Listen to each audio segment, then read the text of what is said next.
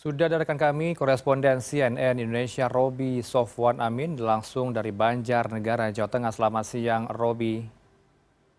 Selamat siang, Roby, Ronald. informasi terbaru apa yang bisa Anda gambarkan kepada kami dari serial killer dari Banjarnegara ini pada siang ini, Roby?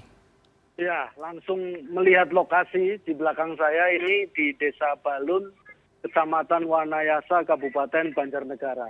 Ini merupakan rumah tersangka Mbah Slamet. Rumahnya kurang lebih berjarak 2 rumah dari bawah jalan. Itu kelihatan di bagian atas.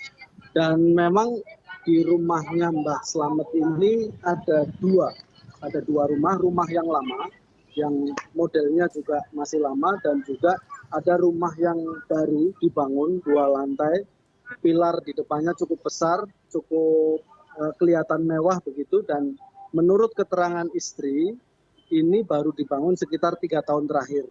Dan ini lokasi ini banyak sekali warga yang datang untuk penasaran melihat, dan untuk mengamankan lokasi banyak relawan dari Ormas keamanan begitu untuk menjaga di sekitaran rumah agar tidak menuju ke rumah, karena di rumah masih ada istri dan anaknya Mbak Slamet. Nah, warga berada di jalan dan untuk melihat penasaran terkait dengan kehebohan ini. Dan di jalan raya sekitar 500 meter dari tempat saya berdiri ini, jalan raya dari Banjarnegara Kota menuju ke Desa Balun ini. Di tempat ini ramai banget warga, karena saat ini sedang rencananya mau dilakukan pemakaman terhadap 9 jenazah yang kemarin sudah dievakuasi dari lokasi dan kemudian sudah diotopsi di Rumah Sakit Umum Banjarnegara dan Rumah Sakit Umum Margono, Purwokerto. Dan setelah dilakukan otopsi 9 jenazah ini saat tadi baru saja proses diantar menuju ke lokasi pemakaman dan tentunya akan langsung dimakamkan siang ini. Dan Kapolres tadi siang bertemu dengan saya, menyampaikan untuk sementara menghimbau kepada warga yang menurut keterangan Mbak Slamet dari Tasikmalaya, dari Sumatera, daerah Medan, Palembang maksud saya, kemudian ada Jakarta dan juga Yogyakarta, siapa tahu ada keluarganya yang kehilangan anggota keluarganya, bisa menghubungi Polres Banjarnegara untuk nantinya disinkronkan dengan 9 jenazah yang saat ini mau dimakamkan. Baik, berarti bisa diklarifikasi ya dari keterangan pelaku hanya 9 kerangka manusia atau 9 jasad yang dikuburkan di kediaman pelaku. Tidak ada kerangka lain yang bisa diselidiki kepolisian untuk berikutnya, Roby.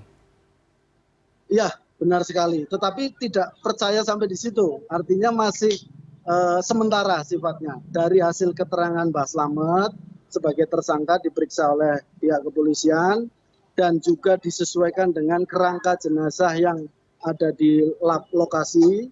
Lokasi kerangka jenazah sekitar 1 atau 2 kilometer dari tempat pemakaman umum desa. Di situ juga banyak sekali warga yang datang. Sampai tadi saya datang masih berkerumun untuk melihat secara langsung lokasinya. Itu ada 9 jenazah dan ditambah 1 yang inisial PO yang dari Sukabumi. Yang PO ini sudah diserahkan kepada keluarganya tadi malam pukul 11 dan saat ini sudah dibawa ke Sukabumi untuk dimakamkan di Sukabumi. Sementara 9 lainnya yang ditemukan tadi malam sudah diotopsi, sudah diperiksa semuanya, dan saat ini akan dimakamkan di tempat pemakaman umum tempat ini di Desa Balun ini. Nah, yang menarik ini Heranov, tadi saya ketemu langsung sama istri dari Mbah Slamet.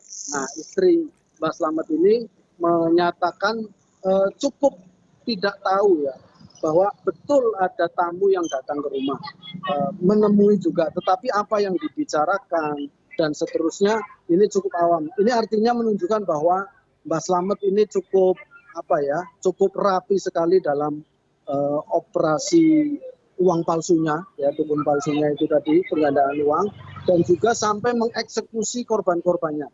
Nah, sekali lagi ini baru keterangan dari pihak istri tadi yang menyatakan bahwa tidak mengetahui apa yang selama ini dikerjakan Mbak Slamet, kemudian proses memberikan racunnya juga istrinya mengaku tidak mengetahui. Itu ada wawancara saya dengan istri Mbak Slamet itu, Heranov. Ya terakhir mungkin ada sebagian pemirsa yang baru bergabung, belum tahu bagaimana kronologi kejadian ini, boleh Anda gambarkan kembali sehingga ada kasus penggandaan uang, bagaimana penipuan ini bisa terjadi, sejak kapan, informasinya sejak tahun 2020, Robi. Iya, Heranov. Jadi kalau kita elaborasi dari awal mencuatnya kasus ini, awalnya ini bisa terungkap, bisa terbongkar atas keterangan atau keterangan saksi dari anak korban inisial PO warga Sukabumi yang mengaku sudah pernah datang ke tempat ini untuk keperluan terkait dengan penggandaan uang tersebut. Dari proses yang sudah berlangsung sekian lama, sudah 70 juta uang dari korban PO ini sudah dimasukkan ke Mbak Slamet, tetapi tidak kunjung apa yang dijanjikan uang sebesar 5 miliar itu diserahkan kepada korban yang akhirnya meninggal. Nah, karena risih dengan penagihan yang terus dilakukan, terakhir tanggal 23 PO ini datang lagi ke Mbak Slamet untuk menanyakan terkait dengan apa yang dijanjikan, penggandaan uang 70 juta sudah dimasukkan dan 5 miliar yang dijanjikan.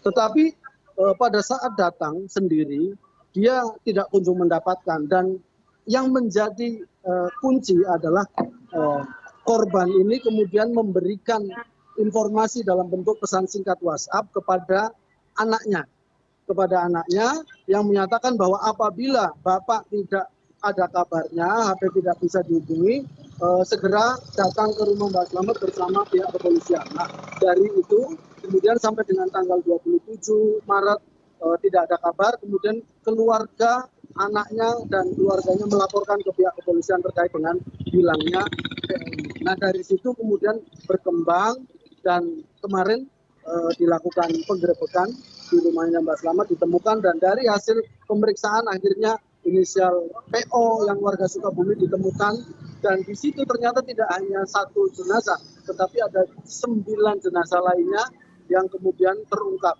Nah, sampai di situ ini pihak kepolisian masih terus mendalami terkait, karena keterangan Mbak Slamet juga masih belum bisa digali lebih dalam, tentunya ini butuh proses waktu. Tetapi hari ini bahwa sudah ada 2 orang tersangka, Mbak Slamet dan perantaranya ini yang mengiklankan yang konon kliennya Mbak Slamet di media sosial, yang akhirnya PO tergiur datang dan akhirnya menjadi korban. Kurang lebih secara ringkas begitu ceritanya, dan tentunya pendalamannya apakah hanya 2 orang tersangka, apakah ada penambahan tersangka, dan korbannya apa cuma 9, ini pihak kepolisian masih terus menggali, terutama keterangan dari pihak Mbak Slamet dan juga informasi dari warga masyarakat yang tentunya dimungkinkan pernah berhubungan dengan Mbak Slamet dan anggota keluarganya hilang.